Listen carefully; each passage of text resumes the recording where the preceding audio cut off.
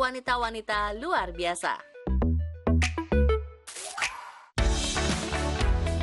Untuk mendeteksi penyakit, biasanya seorang dokter harus melakukan serangkaian pemeriksaan dan penelitian. Tapi bagi wanita bernama Joy Mel, cukup menggunakan indera penciumannya saja. Joy menyadari bakatnya setelah menikah dengan suaminya bernama Les Mel. Setelah 10 tahun pernikahan, suatu hari Joy merasa ada yang berubah dari aroma tubuh Les, menjadi apek dan seperti bau ragi. Bau itu pun tak hilang walau suaminya sudah mandi berkali-kali. Bertahun-tahun berlalu, baru diketahui ternyata Les menderita penyakit Parkinson. Saat mereka mendatangi sebuah kelompok penderita Parkinson, Joy langsung mencium aroma khas seperti suaminya. Akhirnya ia menyadari bakat biologisnya dengan penciuman yang sensitif dan menyampaikan ke seorang dokter Parkinson. Keahliannya ini lantas diuji oleh sekelompok ahli. Joy dites dengan beberapa kaos milik penderita Parkinson dan yang bukan ke dalam kotak. Joy harus menciumnya secara acak dan betapa terkejutnya, semua jawaban Joy akurat. Ia bisa menebak mana kaos milik penderita Parkinson dan bukan. Keahliannya lantas mendapat perhatian para peneliti dan dokter dan membagikan kisah mereka untuk dunia sains.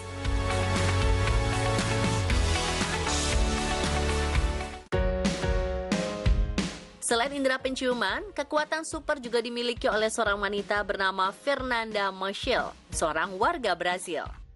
Belum lama ini, Marshall berhasil memecahkan rekor trail run atau mendaki gunung dengan berlari hingga mencapai ketinggian 4.884 meter di atas permukaan laut, di puncak tertinggi di Indonesia dan Oseania, Puncak Cartens. Pendaki sekaligus pelari wanita ini berhasil mencapai puncak dan kembali turun ke base camp dalam waktu 1 jam 48 menit saja, yang mana merupakan waktu tercepat yang tercatat untuk pendakian gunung ini. Walau iklim dan cuaca di Gunung Jayawijaya cukup berat, namun Fernanda berhasil menaklukkan medan dengan cepat.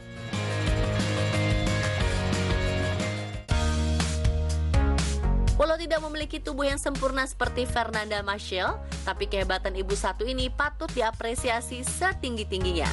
Terlahir dengan kondisi fisik yang tak sempurna, seorang ibu bernama Devochka Sakrilima hanya memiliki satu tangan yang berukuran tak normal. Namun mampu menjalani aktivitas sehari-hari, bahkan mengurus anaknya yang masih bayi dengan kedua kakinya. Ia pun tampak lihai dan terampil merawat bayinya walau tanpa bantuan.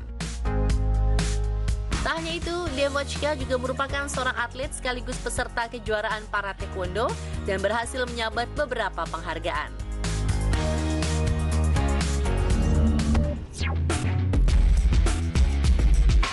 Patung pahlawan yang harusnya dihargai malah jadi sasaran vandalisme. Memalukan nama bangsa, vandalisme di Gua Hiro ada nama Depoknya. Gak ngerusak karya orang, hobi graffiti Wendy Cagur dihargai puluhan juta rupiah. Informasi selengkapnya sesaat lagi hanya di On The Spot.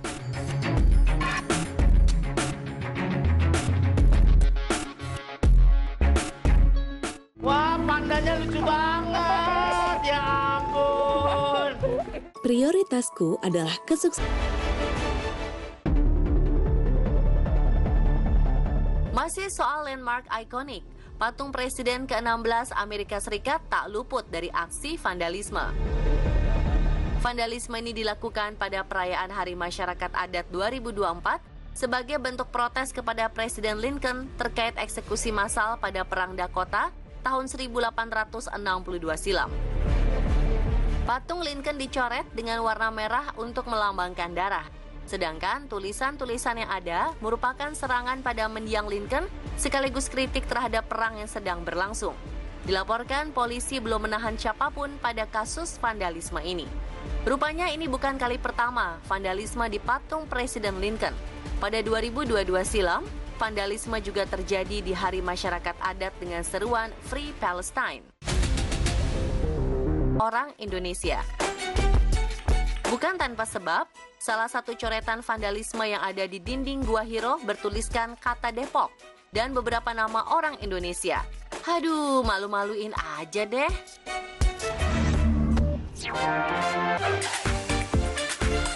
Berawal dari coret-coretan, sekarang mereka bisa hasilkan cuan.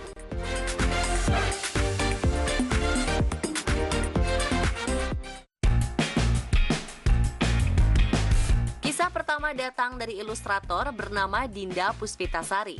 Kesukaannya pada menggambar sudah muncul sejak kecil.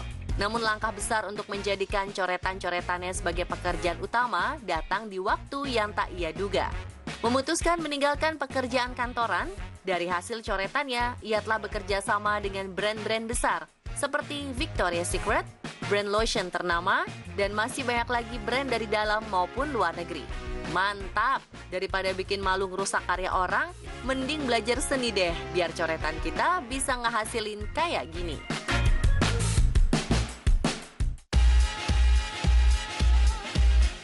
Selanjutnya, berbeda dari vandalisme, ternyata ada seniman mural berizin di pinggir jalan yang dibayar loh pemirsa. Salah satunya adalah Dwi Mabim.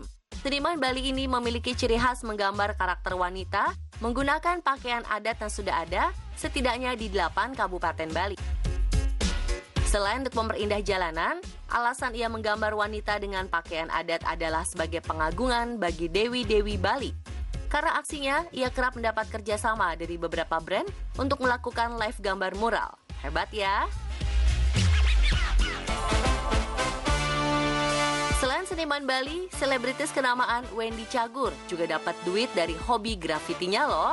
Selain disibukkan sama aktivitas ngelawaknya, Wendy juga masih aktif lakuin hobi ngegrafitinya pemirsa. Menggandeng rekan-rekan seniman lain, Wendy menyemprot dinding-dinding dengan cat semprotnya. Setahun silam, Wendy dapat 30 juta setelah ngegrafiti rumah Raffi Ahmad loh. Emang layak sih, karena hasilnya emang bagus banget. Netizen pun approve.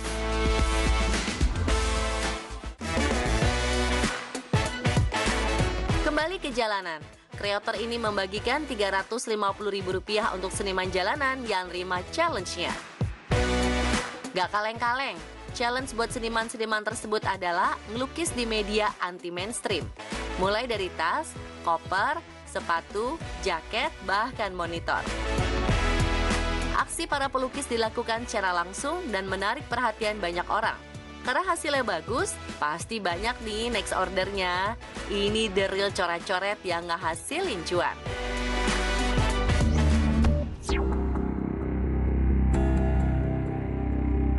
Tepat di atas sebuah gunung, berserakan ratusan bebatuan berbentuk segi 5 dan segi 4. Masih menjadi misteri, mengapa batu-batu itu ada di sana? Siapa yang membawanya? Apakah memang pernah terjadi peradaban canggih di atas Gunung Padang? Informasi selengkapnya akan kami ulas malam ini bersama Om Hao, pakar retrokognisi dari Kisah Tanah Jawa di Trans 7.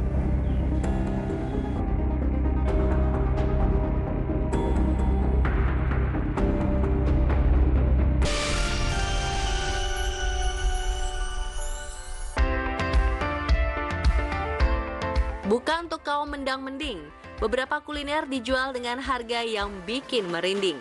Selain dari rasa, proses pembuatannya pun biasanya menyita waktu lama dan butuh kerja ekstra. Berikut on the spot lah merangkum, udah kabur duluan, lihat harganya nggak karuan.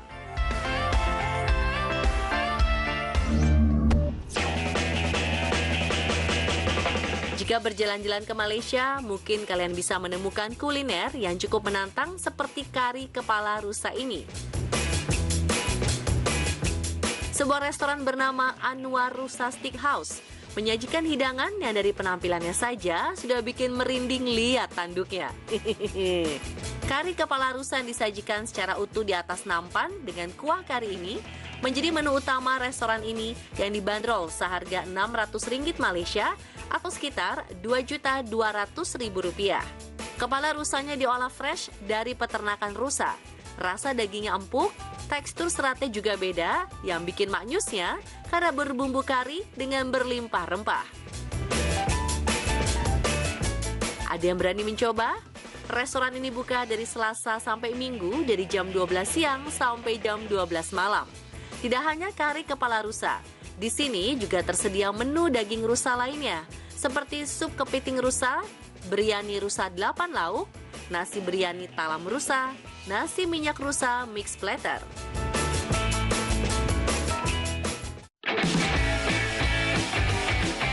Lobster merupakan salah satu hidangan yang terbilang mewah. Tak heran, harganya pun tak bisa dibilang murah. Seperti halnya hidangan satu ini, lobster thermidor. Lobster thermidor adalah hidangan yang diperkenalkan dari Prancis saat musim panas kalender revolusi Prancis abad ke-18. Berbahan utama lobster yang dipanggang setelah diisi dengan campuran daging lobster, saus krim, mustard, dan keju parmesan, penampilan thermidor menjadi sangat menggiurkan. Di restoran berbintang, menu ini biasanya dihargai antara 750.000 sampai 3 juta rupiah per porsinya. Namun untuk restoran kelas menengah bisa didapat dengan harga 400.000 hingga 1 juta rupiah. Tentu ukuran dan kualitas mempengaruhi harga lobster ya pemirsa.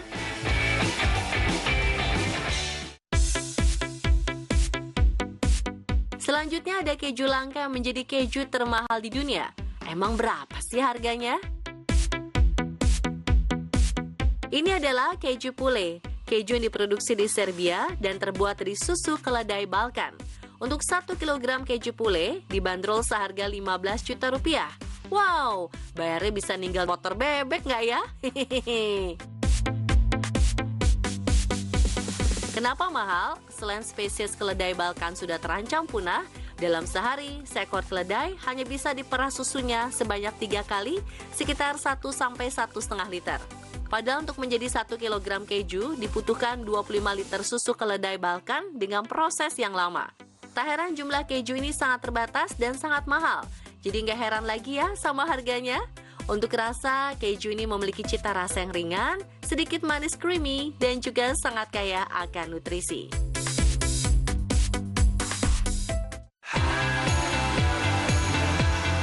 Setelah kaget dengan harga keju yang sampai 15 juta, selanjutnya ada daging wagyu yang harganya nggak kalah mencekik, yaitu seharga 52 juta rupiah. Apa sih istimewanya? Aged Wagyu Beef atau daging wagyu yang sudah tua ini diklaim sebagai daging termahal di dunia dengan harga 52 juta rupiah untuk setengah kilogramnya. Yang membuat daging ini mahal adalah karena sapi yang digunakan mendapat perlakuan khusus supaya daging memiliki serat dan lemak yang sempurna. Daging sapi tua yang dijual seharga 52 juta rupiah per setengah kilogram ini adalah daging sapi Millesime milik Polmart yang merupakan salah satu daging sapi tua paling lezat di dunia. Polmart mengawetkan daging sapi tua ini dengan cara menyimpannya di ruang dingin berventilasi negatif. Daging sapi ini berasal dari sapi tua yang berusia antara 1998 hingga 2009. Definisi makin tua makin jadi ya guys. Hehehe.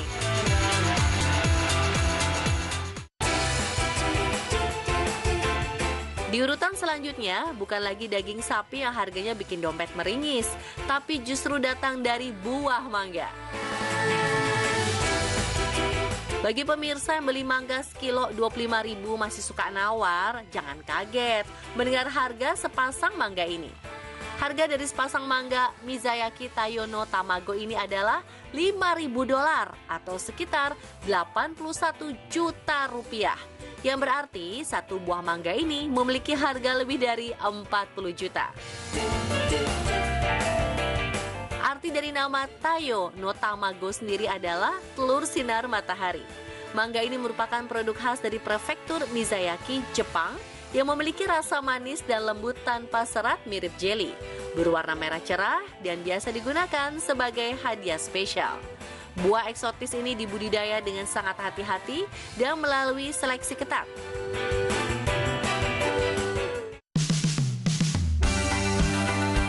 Sudah siap dengan hidangan termahal yang bisa menghibur rekening kita? Pada awal tahun 2025, pasar ikan Toyoshu, Tokyo, Jepang, berhasil melelang ikan tuna sirip biru seberat 276 kg dengan harga yang sangat fantastis, yaitu 207 juta yen atau sekitar 21 miliar rupiah. Ikan ini ditangkap di Pelabuhan Oma, Prefektur Aomori, Jepang Utara, dan dibeli secara patungan oleh Onodera Group dan pedagang grosir Yamayuki. Harga ini merupakan harga tertinggi kedua dalam sejarah lelang tuna di pasar ikan tersebut. Sebelumnya, pada tahun 2019, seekor tuna laku dengan harga 333,6 yen atau sekitar 34 miliar rupiah. Grup Onodera telah menjadi pemenang lelang selama 5 tahun berturut-turut. Mereka percaya membeli ikan tuna di awal tahun akan membawa keberuntungan.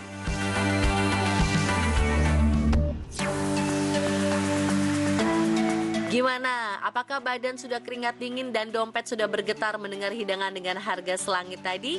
Nah, supaya kembali rileks, mari kita lanjutkan dengan yang ramah di kantong. Makan hemat, dompet tetap selamat.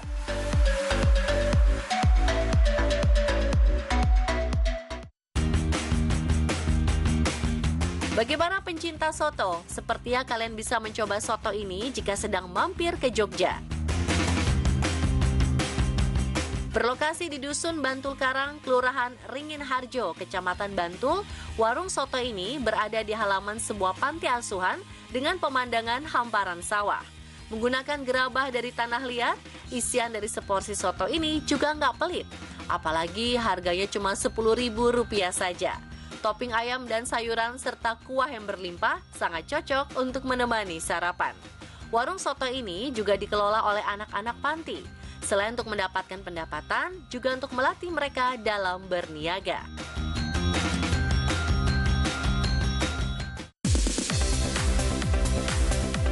Siapa bilang makan kenyang gak bisa seharga es dawet? Mungkin pemirsa harus tahu kalau ada mie ayam yang dijual seharga Rp2.000 juga. Waduh, emang untung. Seorang pedagang mie ayam di Cilacap, Jawa Tengah ini menjual mie ayam dalam gelas dengan harga Rp2.000 hingga Rp5.000. Seperti mie ayam pada umumnya, mie ayam gelas ini juga diberi topping sayur dan ayam. Untuk mie ayam gelas kecil cukup Rp2.000, gelas sedang Rp3.000, dan gelas besar seharga Rp5.000. Selain unik, harga juga sangat bersahabat bagi para pelajar.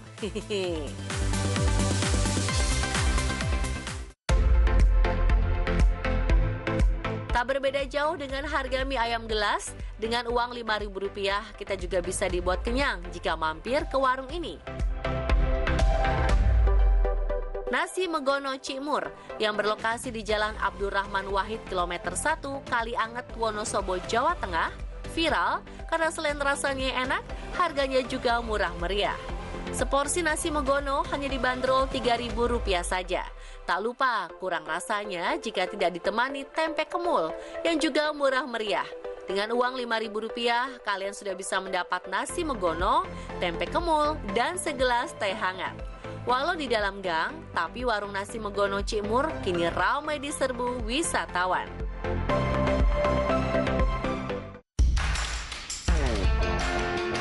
Tak kalah ramai dari warung nasi Megono, warung ini juga ramai diserbu anak-anak sekolah. Ini dia menu pamungkas dan pemersatu para ladies dan anak sekolah, yaitu seblak. Ada bisa menebak harga seporsi seblak yang dijual oleh Mbak Heni? Ya, hanya mulai Rp2.000, kalian bisa menikmati seblak dengan kuah hangat-hangat pedas ini. Dalam akun pribadinya, @henipurnamasari03 yang membagikan aktivitas sehari-hari dalam berjualan makanan. Salah satunya seblak Rp2.000-an ini yang tak disangka disukai dan menjadi favorit para anak-anak. Wah, di mana lagi bisa makan seblak seharga parkir motor ya guys? Hehehe.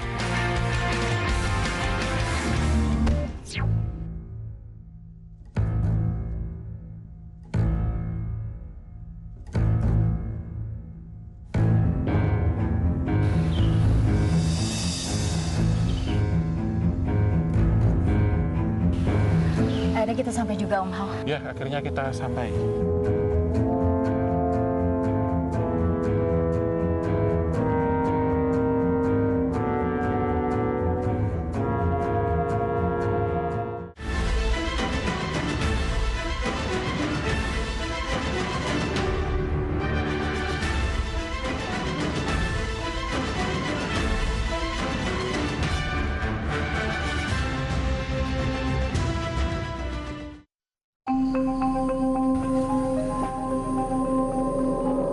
Bukan di Mesir, Sebuah runtuhan yang diduga merupakan piramida ditemukan di Kecamatan Warung Kondang, Cianjur, Jawa Barat.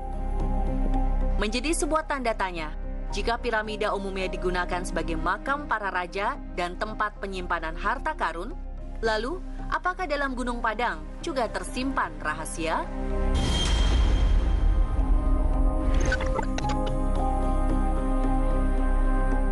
Pemirsa, sekarang saya dan juga Om Hao sedang berada di Gunung Padang. Nah, Om Hao, ini kan sangat terkenal sekali mitos-mitosnya. Ada yang bilang kalau ini adalah dunia Atlantis yang hilang.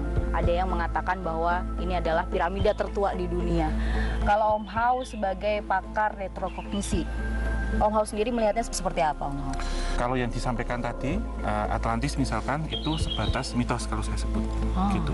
Jadi bangsa yang membangun ini itu bahkan diyakini lebih tua dari Austronesia atau Melayu kuno. Gitu. Jadi kalau saya ambil ya kesimpulan bahwa ini murni dari nenek moyang atau leluhur Nusantara atau bangsa Indonesia sekarang.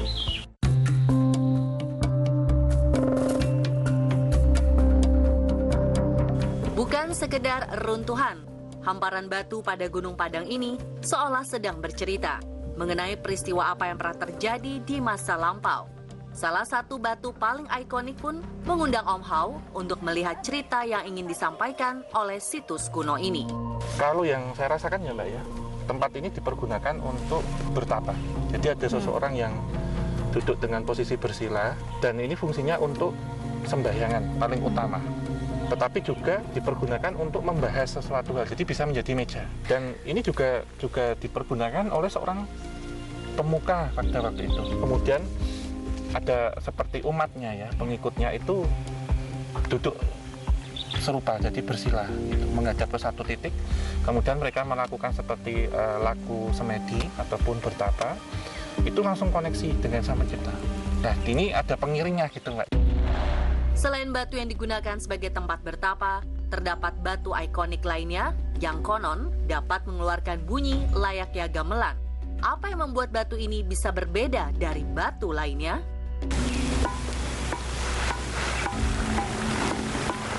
Sama ini yang kita kenalkan do re mi fa sol la si do, tapi ini khusus. Ada tangga nada khusus, jadi mengantarkan orang tuh masuk ke alam bawah sadar. Dan yang memainkan ini pun harus orang khusus.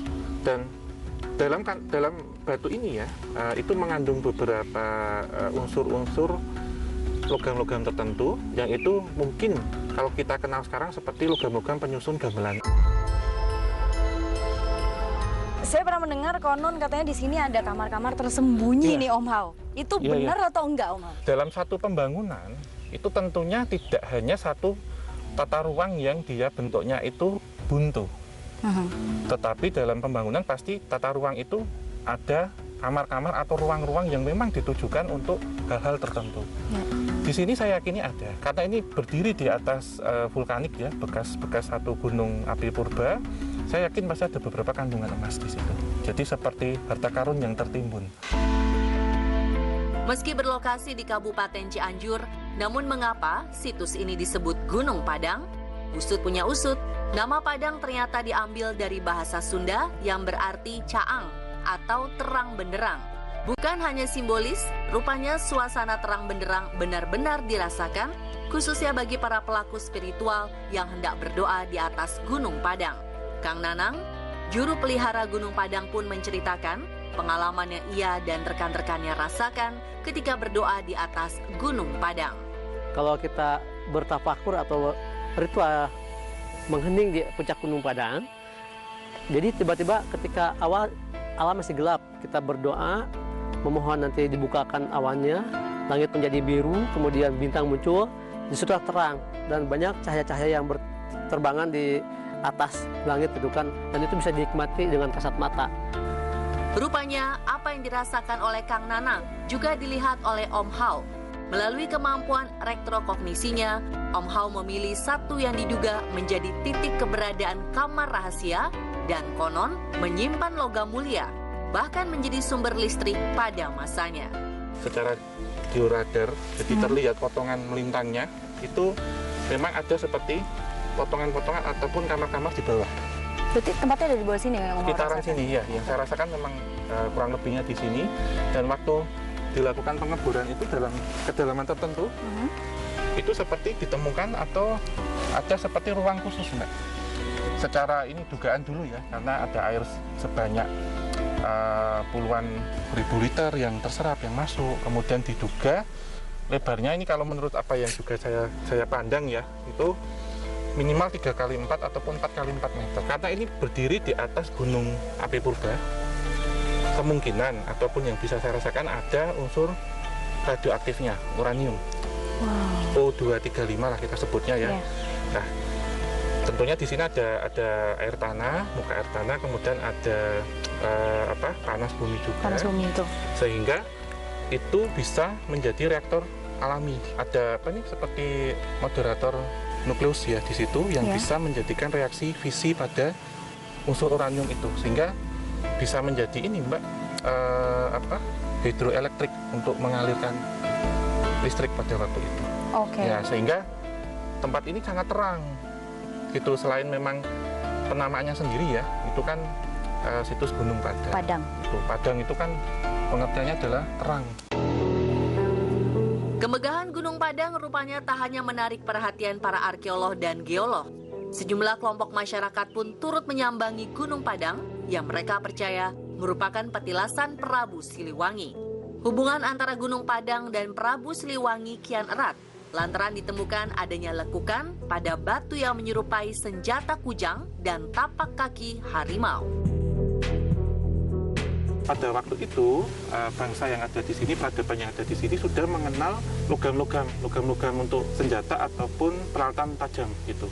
Oke, jadi mungkin ini dulu sering ditaruh besi atau logam sehingga membentuk bentuk seperti kujang. Kan saya melihat ada seperti logam yang ditaruh di sini, kemudian dipukul ataupun dipipikkan ya, dibentuk gitu. Ditempa ya. Ditempa, iya. Sehingga ini turun. Dan ini filosofinya selain tadi oleh sayap ya, atau oles dan jajang jadi kujang, itu juga manusia sejatinya itu ditempa. Berjalan ke teras ketiga, terdapat batu tapak maung dengan cap tangan, tumit, dan tongkat yang konon katanya milik Prabu Siliwangi. Kalau pemirsa lihat di sini, ini seolah-olah ada tapak yang membentuk tapak maung atau mungkin bisa dikatakan tapak harimau ya. Nah, kalau Om Hao sendiri melihatnya, apakah ini benar-benar merupakan tapak harimau pada zaman itu atau seperti apa? Iya, kalau saya lihat sendiri ya, ini menyerupakan saja. Tapi kalau kita bilang tentang entitas, itu tentunya satu entitas astral yang menjaga di sini pun menyerupai sosok maung atau macan ya. Tapi maung sendiri itu merupakan satu kepanjangan juga, ada filosofisnya. Tadi seperti kujang, Mbak. Jadi maung itu manusia unggul. Jadi manusia unggul itu manusia terpilih. Kalau kita ketahui seorang manusia terpilih itu menjadi seorang pemimpin. Atau raja. Jadi mungkin ada raja yang duduk di sini. Iya. Jadi apakah benar ketika dikatakan orang bahwa Prabu Siliwangi pernah duduk di sini? Iya, kalau bisa saya simpulkan pun serupa gitu. Dan raja pada waktu itu karena ini banyak kerajaan yang ibarat kata bersemedi atau membuka sesuatu itu pasti bertafakurnya di sini ataupun bersemedinya menyambut sesuatu. Dan kalau kita sebut Siliwangi itu sendiri kan satu gelar kehormatan, gelar besar. Tapi yang duduk sini itu yang manusia unggul. Seperti ini, Mbak. Kalau yang duduk itu seperti ini. Nah, jadi ini maaf ya, ini saya lepas sepatunya. Ya, silakan. Nggak usah. Nah, duduknya itu ini tumit gini. Gini, terus ini tongkat dan tangan yang kanan di sebelah sini. Ya, seperti itu. Nah, ini. Tapi ini kan karena bentukan alam ya, jadi yang duduk di sini tidak hanya satu orang, banyak banget Mbak yang saya rasakan. Bahkan sampai hari ini loh, termasuk saya ini juga akan membentuk ini lubang terus. Iya, betul. Ini. Orang dulu kan ketika saya lihat banyak orang sepuh ya yang sudah naik itu kan karena ini bukitnya tidak segampang seperti sekarang kita naik, Mbak, dalam ini ya mencari spiritual itu kan nanti dapat tongkat itu apa sih pegangan hidup. Iya.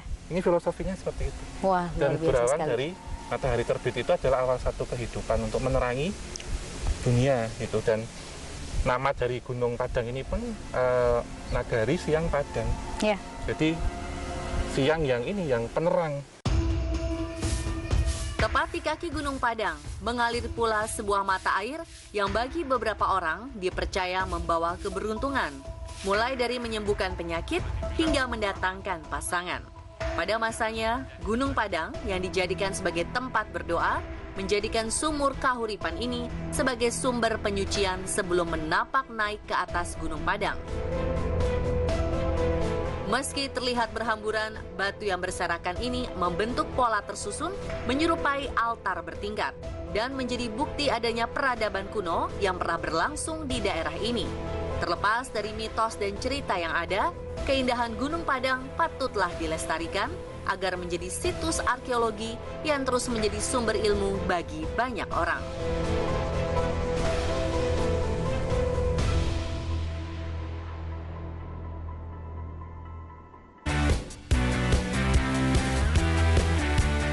Pemirsa, terima kasih telah menyaksikan On The Spot malam ini.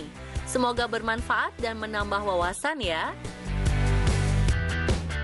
Follow juga akun media sosial On The Spot @trans7onthespot.official di Instagram, Twitter, dan TikTok ya. Jangan lupa saksikan program Secret Story setelah ini. Selamat malam.